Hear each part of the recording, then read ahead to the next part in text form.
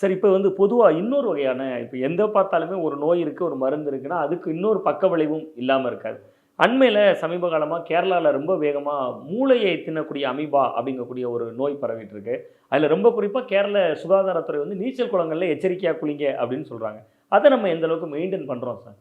இப்போ வந்து அந்த அமீபா அப்படின்றது வந்து நம்ம மூளையை பாதிக்கக்கூடிய அமீபா. அது வந்து ஒரு என்செஃபலைட்டிஸ்ன்னு சொல்கிறோம். மெனிஞ்சோ என்செஃபலைட்டிஸ். இந்த மெனிஞ்சோ என்செஃபலைட்டிஸ் வந்து பாக்டீரியால இருந்தும் வரலாம், வைரஸ்ல இருந்தும் வரலாம். ஆனால் அமீபால இருந்து வரும்பொழுது, அதுவும் உங்கள் மூக்கு வழியாக அந்த அமீபா உள்ளே போகும் பொழுது, அது நேரடியாக மூக்குக்கும் மூளைக்கும் அது போயிடுது.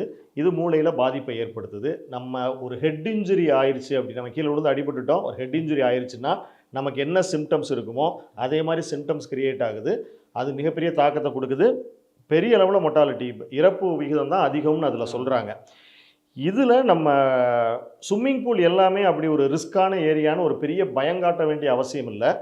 என்ன இதில் எப்படி இந்த விஷயங்கள் நடக்கும் அப்படின்னா, ஒரு அன்கிளீன்டு ஸ்விம்மிங் பூல்.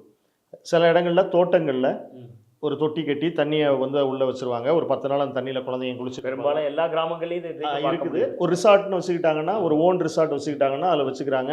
அதில் பியூரிஃபிகேஷன் யூனிட்டு வந்து இருக்காது, குளோரின் இருக்காது.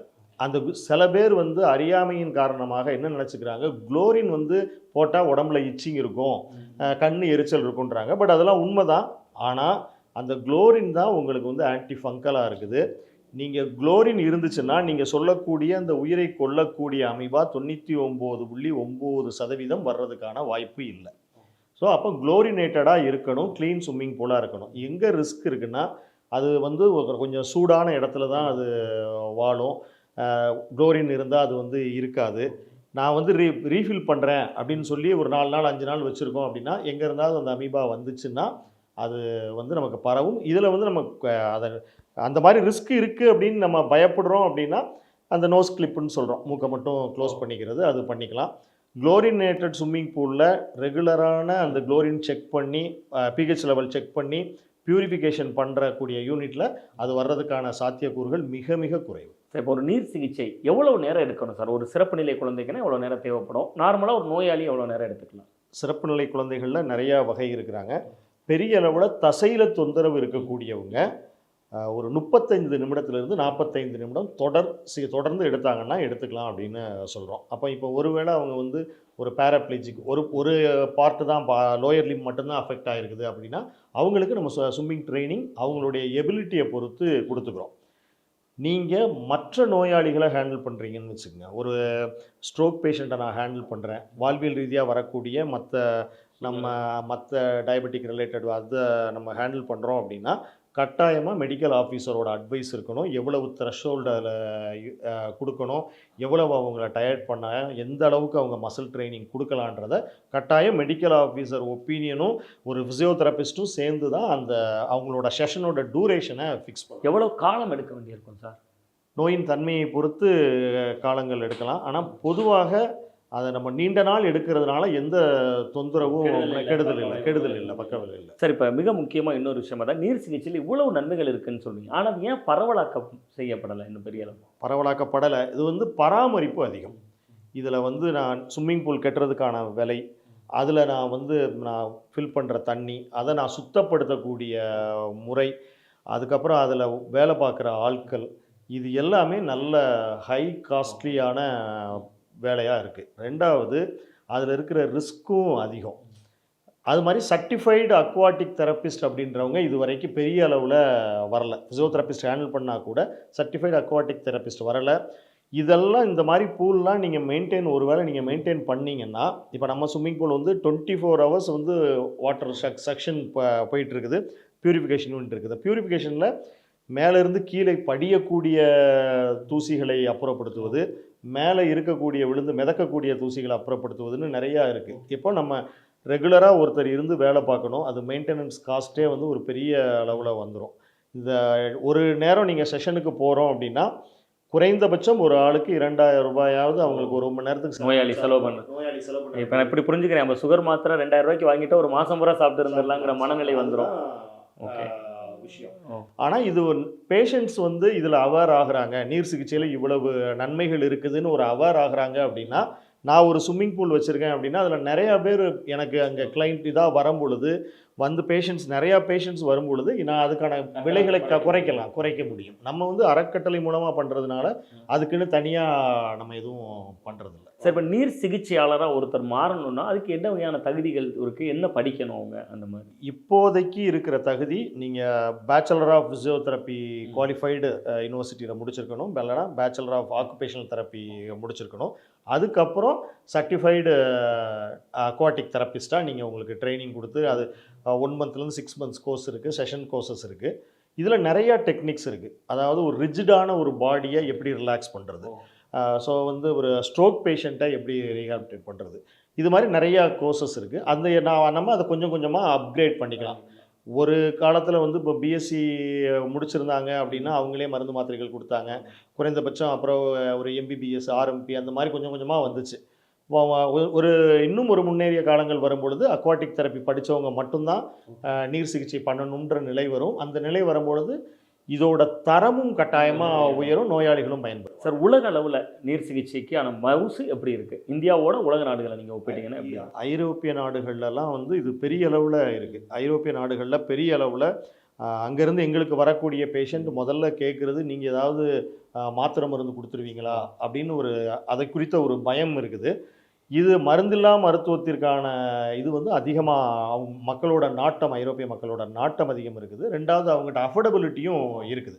இங்கேருந்து முடிச்சுட்டு போகிறவங்க அங்கே அக்வாட்டிக் தெரப்பிக்கு ப்ராக்டிஸ் பண்ணுற ஃபிசியோதெரபிஸ்ட் வந்து நல்லா வெல் செட்டில்டாக இருக்கிறாங்க. பெரிய வரவேற்பு இருக்குது. நிச்சயமாக நம்ம இந்தியாவிலையும் அது கட்டாயமாக நடக்கும். நீங்கள் ட்ரீட் பண்ண பேஷண்ட்ஸில் இப்போ சிறப்பு நிலை குழந்தைகள் தாண்டி காமனான நோய் இருக்கிறவங்களுக்கு என்ன வகையான முன்னேற்றங்களை பார்க்க முடியுது சார் உங்களுக்கு? வெயிட் பியரிங் நல்லாயிருக்கும். ஒரு கால் தாங்கி நடப்பார். அப்போ ஒரு கால் தாங்கி நடக்கும் பொழுது நான் அவருக்கு இன்னொரு காலில் ஃபுல் வெயிட்டை கொடுக்க சொல்லி நான் வந்து அவரை வெளியே நடக்க வச்சேன் அப்படின்னா நான் 2 கையையும் பிடிக்கணும். நீங்கள் ஒரு காலை ஊன மாட்டீங்க, ஒரு கால் தான் ஊன்றீங்கன்னா வெளியே ஃபிசியோதெரபிஸ்ட் 2 பேர் நின்று அதுக்கான எக்ஸசைஸ் கொடுக்கணும். அப்போ நான் வந்து என்னுடைய மசில் பவரே நிறையா ஒர்க் பண்ண வேண்டியிருக்கு. 2 ஒர்க்கர் தேவைப்படுது. அவருக்கு அப்போ வெயிட் பேரிங்கும் என்னால் முழுமையாக கொடுக்க முடியல. இதை நான் ஈஸியாக அவங்களுக்கு அந்த வெயிட் பேரிங் ஆக்டிவிட்டியை கொடுக்கலாம். ரெண்டாவது, நுரையீரலை வலுப்படுத்துறது.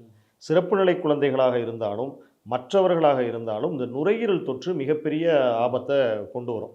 இப்போ நார்மலாக நம்ம ஒரு மராத்தான் ரன்னர் ஓடுறாரு. இப்போ நம்ம அன்ட்ரெயின்டாக இருக்கோம், நம்ம ஓடுறோம். நம்ம வந்து எப்படி நிற்போம் அப்படின்னா ஒரு இடத்துல மூச்சு திணறி நின்றுவோம், ஒரு மூச்சு வாங்கும், நம்ம நின்றுவோம். அதே மாதிரி அந்த மராத்தான் ரன்னருக்கும் ஒரு இடத்துல மூச்சு திணறுது. அவர் கிடைக்கக்கூடிய கொஞ்சம் காற்றுல நிறைய ஆக்சிஜனை பிரித்து எடுத்துக்கிறாரு. அந்த ஸ்டேட்டை ஸ்போர்ட்ஸ் ஃபிசியோதெரப்பியில் ஸ்டெடி ஸ்டேட் அப்படின்னு சொல்கிறாங்க. இந்த ஸ்டெடி ஸ்டேட்டை ரீச் பண்ணிட்டாங்கன்னா குறைந்த அளவில் கிடைக்கிற காற்றிலிருந்து மேக்ஸிமம் ஆஃப் ஆக்சிஜனை பிரித்து எடுக்கக்கூடிய கெப்பாசிட்டி லங்குக்கு வந்துடும். இதை ரீச் பண்ணுறது நான் லேண்ட் தெரப்பியில் ஓடி ட்ரெயின் பண்ணி ரீச் பண்ணுறதை விட ஈஸியாக நான் ஸ்விம்மிங் பூல்குள்ளே பண்ணிடுவேன். அப்போ நுரையீரல் சம்பந்தமான பிரச்சனைகள் யாருக்கெல்லாம் வரும்னு நம்ம எதிர்பார்க்குறோமோ, எந்த தொந்தரவுலாம் வரும்னு எதிர்பார்க்குறோமோ அவங்க நீர் சிகிச்சையை வந்து கான்சன்ட்ரேட் பண்ணுறது ரொம்ப முக்கியம். எந்த நோயுமே இல்லை, அவரும் நீர் சிகிச்சை ப்ராக்டிஸ் பண்ணலாம். ஃபிட்னஸ்க்காக அதை நீர் சிகிச்சை பண்ணலாம். நான் எக்ஸசைஸ் பண்ணக்கூடிய ஒரு உடம்பு, எக்ஸசைஸ் பண்ணாத ஒரு உடம்பு, 2க்குமான வேறுபாடுகள் நமக்கு தெரியும். அப்போது நான் வந்து ஒரு ஏரோபிக் எக்ஸசைஸ் பண்ணணுன்னா கூட நான் வந்து இந்த ஸ்விம்மிங் பூலில் அதை பண்ணிக்கலாம். இதில் நீச்சல் தெரிந்தவர்களாக இருந்தால் அதில் வந்து பெரிய ரிஸ்க் இல்லை. நான் நீச்சல் தெரியாமல் நான் உள்ளே போய் நம்ம தம்பிள்ஸ் ஆக்டிவிட்டிலாம் எல்லாமே உள்ளே வச்சே பண்ணலாம். எனக்கு வாட்டர் சர்வைவலோ இல்லை எனக்கு நான் இப்படி புரிஞ்சுக்கலாமா சார், வெளியில் என்னெல்லாம் உடற்பயிற்சி செய்வோமோ அதெல்லாம் தண்ணீருக்குள்ளே செய்கிற ஒரு நிலை? ஆமாம், எல்லாமே பண்ணலாம். இதில் நம்ம எக்ஸ்ட்ராவாக என்ன பண்ணுறோன்னா அவங்களுக்கு இருக்கிற லேண்ட் தெரப்பியில் இருக்கிற ரிஸ்க்கை குறைச்சிடுறோம். ஸோ நான் விழுந்துருவாங்கன்னு ஒரு பயம் இருக்குது. அந்த மாதிரி இப்போ விழுந்து ஏற்கனவே ஒரு நோயுற்று இருக்கிறவர், நான் ஒரு வாக்கிங் ட்ரைனிங் அப்போ அவர் கீழே விழுந்துடுறாரு. இன்னொன்று வீட்டை விட்டு ரொம்ப வெகு தூரத்தில் தள்ளி போவாங்க. இது அப்படி இல்லை, நீங்கள் சொல்கிற மாதிரி ஒருத்தர் கண்காணிப்பில் இருப்போம். நம்ம கட்டுப்பாட்டுக்குள்ளே அவங்க இருப்பாங்க. நம்ம வாட்டருக்கான பியூரிட்டியையும் அவங்க ட்ரீட்மெண்ட் எடுத்துகிட்டு இருக்கிறவங்களுக்கான ஒரு வாட்டர் சர்வைவல் ஃபிட்னஸையும் நம்ம அவங்களுக்கு கொடுத்துட்டோம்னா நீங்கள் லேண்ட் தெரப்பியில் பண்ணக்கூடிய எல்லாத்தையுமே நீங்கள் வந்து ஸ்விம்மிங் பூலில் பண்ண முடியும். நிறைவாக ஒரு கேள்வி சார், இப்போ சார் ரொம்ப தெளிவாக என்கிட்ட பேசுகிற பொழுதே குறிப்பிட்டீங்க இதற்கான காஸ்ட்டு, அதனால தான் வந்து நிறைய இடத்துல வந்து இது இன்னும் பரவலாகலை அப்படின்னு. இன்னும் பரவலாகணும்னா மக்கள்கிட்ட என்ன வகையான விழிப்புணர்வு வரணும்னு எதிர்பார்க்குறீங்க சார் இது தொடர்பாக? ஆமாம், அதாவது பொதுவாக வந்து நம்ம நீச்சல் அடித்து குளிப்பது அப்படிங்கிறது நமக்கு இயற்கையாகவே இருந்தது. அப்புறம் வாழ்க்கை முறை மாற்றத்தில் நமக்கு ஆறுகளே இல்லாமல் போச்சு. குளிக்கிறதே நம்ம ஆற்றுக்கு போய் வாய்க்காலுக்கு போய் குளிக்கிற ஒரு பழக்கம் இருந்துச்சு. இப்போ அதுவே இல்லாமல் போயிடுச்சு. நீச்சல் தெரிஞ்சவங்க அப்படி நம்ம ஸ்டூடெண்ட்ஸுக்கெலாம் கிளாஸ் எடுக்கும்போது நீச்சல் தெரிஞ்சவங்க எத்தனை பேர்னா அதுவே தெரியாமல் இருக்கிறாங்க. நீச்சல் பயிற்சி என்பது எப்படி ஒரு சைக்கிள் ஓட்ட கற்றுக்கிறோமோ அது மாதிரி கட்டாயமாக நீச்சல் அப்படின்றது தேவை. அது பாதுகாப்பான தண்ணீரா, அது அதிலிருந்து எதுவும் நமக்கு பாக்டீரியா பரவுதா, ஏதாவது நோய்கள் ஏதாவது பரவுதா அப்படின்றத நம்ம தெரிஞ்சுக்கணும்.